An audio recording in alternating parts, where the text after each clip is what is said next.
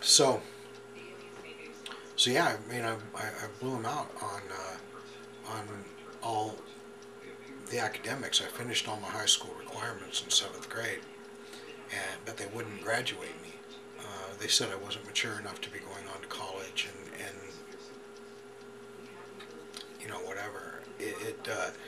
For me, uh, when I then, because I only went to Devereaux for my seventh grade year, when I had to go back then, because Squaw Peak School wouldn't take me, I went to Monte Vista and actually ended up graduating from Monte Vista. Um, Actually, that's not true. I went to Squaw Peak for half of my eighth grade year, had problems, and then they sent me to Monte Vista and finished out at Monte Vista. That's right. Um, but geez, man, I mean, at this point now, I've already, not only am I academically beyond what they're doing anyway, but now I've even got the education to back it up because I've done the work. And I mean, I was bored to tears, man. You know,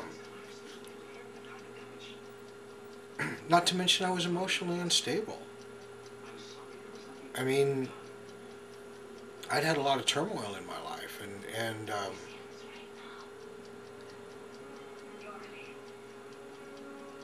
you know, so anyway, uh, I went ahead and I guess, all right, I guess I could speak some more about Devereaux. That place was horrible. Devereaux Day School was an absolutely horrible, horrible place. Now, Dr. Eden, who ran the place, she was a woman. She was a good woman, and she told my grandmother that I didn't belong there. She said that, you know, this kid, he you know, needs to be going somewhere special. You know, but he doesn't need to be going here and being locked up in 3 foot by 3 foot rooms. And then Tom DiBartolomeo, who was also, I guess he was a counselor there or whatever, and he was a good man. He cared about me, and he,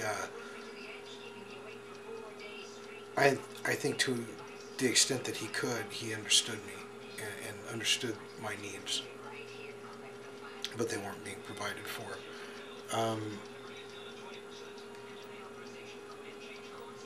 So anyway, I, you know, did my little stint there at Devereaux, and God, I hated that place. It was so horrible there. Oh my God. There was this girl there. Her name was Darcy, and she was about half retarded, and she had this body of like a goddess. You know what I mean?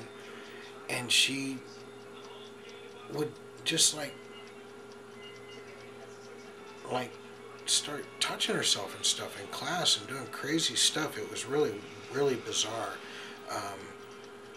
This other girl, I can't think of her name, she had epilepsy, and but she was also really weird. And I can remember her having epileptic seizures and other kids making fun of her, you know, going into convulsions and making fun of her. And oh, that poor thing. They just, but I remember like one time there was like, remember, you know, those concrete tubes you can climb into, and you know, 6, 8, 10 foot, 12 foot sections of those, you know, 3 foot diameter, 4 foot diameter concrete pipes that they put in playgrounds. They caught her at the school in one of those one day at the school with the Coca-Cola bottle. You know, you figure it out from there. You know what I mean? Yeah, it was a bizarre place. All right. So anyway, that was my seventh grade year. I like I said, I went back to Squaw Peak my eighth grade year. I was still just rebellious, getting worse, smoking pot all the time. I was going out with my buddies. I won't mention their names here. You guys know who you are if you're watching this video.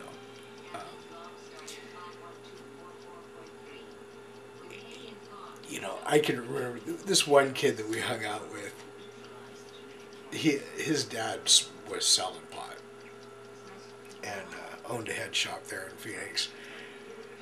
I can remember one time he had this purple Hawaiian pot. And I realized today, I mean, pot doesn't make you see different colors or anything like that, but I was seeing everything had a tinge of purple to it. It was awesome. It was so much fun. I was right. We'd gone over to Craig's house. And I'll use first names, not last names. We'd gone over to Craig's house and on our bicycles, and Tim was riding me double on his bike. It must have been winter time, and we left Craig's and we got on the bicycles, and Tim, who I'm riding on his handlebars, and Tim's wearing this like purple or dark blue down jacket, and I look at his jacket, and that's what caused everything to have that like purple hue to it. It was really fun. I don't even know why I remember that, but yeah, that's what I did, for my 8th grade. Well, actually, for those 4 years, from 11th grade to, from 11 years old to 15 years old, that's what I did. I partied. I look at my kids today, they're too young to be partying, and they're several years older than I was. But that's the way it was. And I wasn't getting along with Phil, my stepdad, at all. He beat the hell out of me several times. I mean, I've got scars from where he beat me.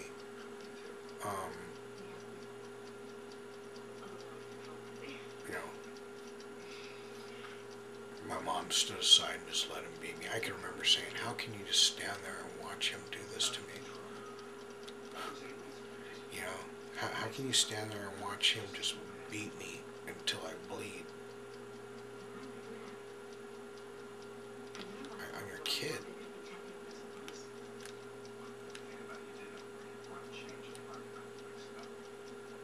My brother brought up to me when he was here. One of my brothers was able to come when my grandmother passed away in August. And he said, "Kevin, do you remember when Mom was dating Phil and treating him so good, and she's always treated us like shit? And do you remember her saying to us, I'm sorry that I treat him better than you, but I'll live with him the rest of my life, and you guys will just go off on your own and forget about me, so I have to treat him better." Time to pause the video. So where am I with the, I'm at about, probably 15 years old, I guess, right? We're still in that very tumultuous time in my life.